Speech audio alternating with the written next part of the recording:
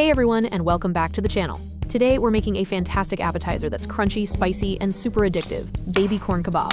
First things first, take your baby corn, give them a good wash and pat them completely dry.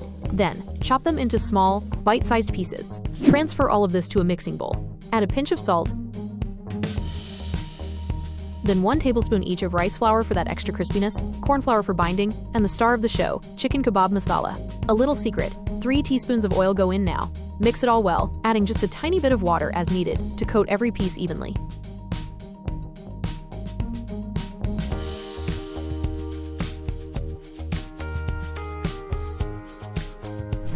It's time to fry.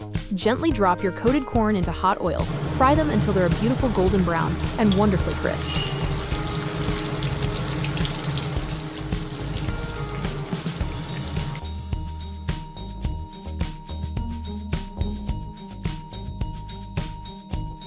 Pull them out and set them aside. For a little extra flavor, fry a sprig of curry leaves and toss them in with the corn.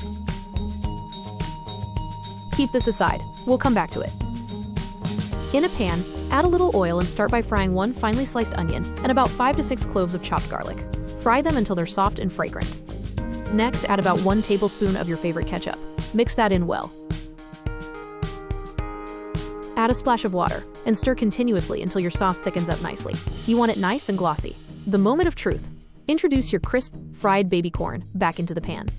Toss it quickly and evenly to coat everything in that beautiful sauce. Finally, we'll season with a light sprinkle of oregano for a Mediterranean twist. Give it one last gentle mix, and that's it. Your homemade, crispy, and flavorful baby corn kebab is ready to serve. Give this recipe a try. I promise you won't regret it. Don't forget to like this video and subscribe for more simple and delicious recipes. See you next time, and happy cooking!